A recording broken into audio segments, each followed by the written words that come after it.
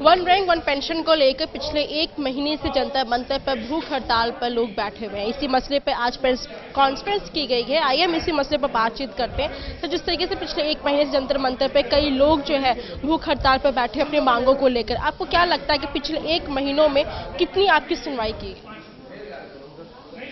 सुनवाई अगर होगी होती तो फिर तो अभी तक ये अनशन खत्म हो जाना था।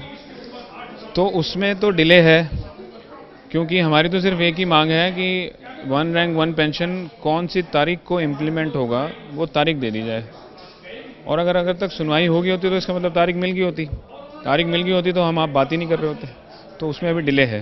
देखा जाए मिनिस्ट्री की तरफ से बयान आया था कि सारे जो दस्तावेज है वो पारिकर जी की तरफ से पूरी की गई है। क्या लगता है कि अभी तक वो इम्प्लीमेंटेशन नहीं किया गया, वो तारीख आपको नहीं दी गई जिसका इंतजार आपको अब तक है? देखिए, रक्षा मंत्री जी बहुत पॉजिटिव हैं।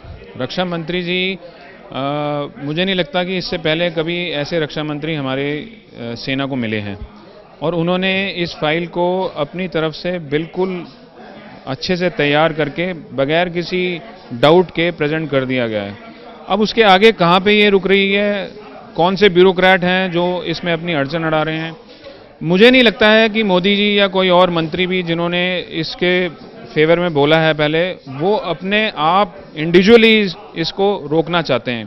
क्या लगता है कि अन्ना हजारे से जुड़ जाने के बाद उनका सपोर्ट जब आपको मिलेगा खुले तौर पर, तो कितना ज़्यादा फायदेमंद होगा आपके संगठन को, कितना मोटिवेशन मिलेगा? देखिए, सैनिक जो भी काम करता है वो अपने मुद्दे को अचीव करने के लिए करता है। वो इन चीज़ों का ख्याल नहीं रखता है कि कितना पॉलिटिकली या कितना डिप्लोमेटिकली हमको फ़ायदा या नुकसान होगा। उसने अपने लक्ष्य की तरफ ध्यान रखना होता है, और उस लक्ष्य में को पूर्ति करने के लिए उसने जो कुछ संभव होता है वो करना होता है। तो उसी तरीके से यहाँ पे भी हमारा लक्ष्य है वन रैंक वन पेंशन को पाना, और उसको पूर्ति करने के लिए अपने सिखलाए हुए तरीक़ों से बाकायदा डिसिप्लिन में रहते हुए हम वो सब चीज़ करेंगे जिससे इस लक्ष्य को प्राप्त किया जा सके। आपने हाल में कहा कि बिहार में जैसे इलेक्शन होने वाले हैं, विधानसभा चुनाव होने वाले हैं, इसे लेकर आपके आंदोलन और तेज हो जाएगी, अपनी मांगे बढ़ जाएंगे, और इसके बाद पंजाब में भी आप जाएंगे। क्या लगता है कि इस तरीके से करने से क्या आपकी मांगों की सुनवाई जल्द हो जाएगी? नहीं, हमारी मांगे बढ़ाने के लिए हमने कुछ नहीं बोला है।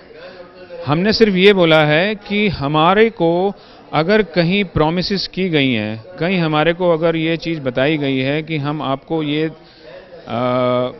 मुद्दा जो आपका है इसको हम सॉल्व करेंगे, और उन प्रॉमिसेस के ऊपर अगर कोई खरा नहीं उतर रहा है, तो हमारा ये हक बनता है कि हम अपने सैनिक भाइयों को जहाँ जहाँ पे इलेक्शन हो रहे हैं वहाँ पर जाएं, और उन सैनिकों को अगर उनमें से कोई वहाँ पर इलेक्शन में खड़ा हो रहा है तो सपोर्ट करें, क्योंकि ऑब्वियसली जब वो सैनिक है तो हमारे इस पॉइंट को हक को आगे बढ़ाएगा।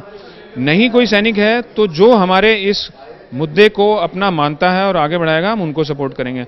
हम किसी का बहिष्कार, हम किसी के खिलाफ हम कोई ऐसे आंदोलन ना करते हैं कभी सैनिक, ना हम कभी करेंगे।